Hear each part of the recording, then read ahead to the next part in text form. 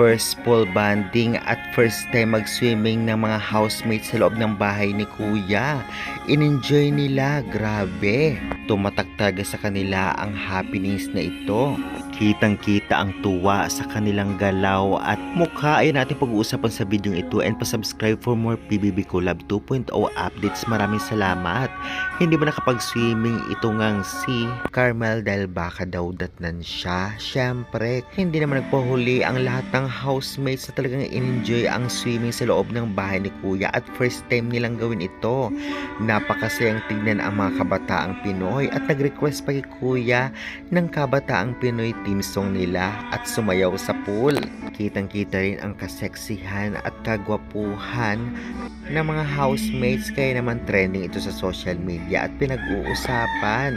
Masasabi nga natin na ngayon ay tuwang-tuwa sila at kumpleto sila magkakasama sa pool. Ngunit pag nakaraan na ang ilang linggo ay mababawasan na sila isa-isa o duo.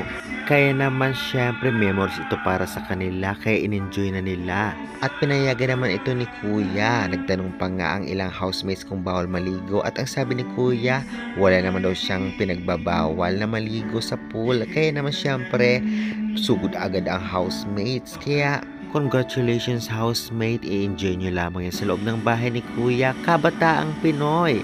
Kaya guys, nagyan mo ng ating update, pa-subscribe, maraming salamat.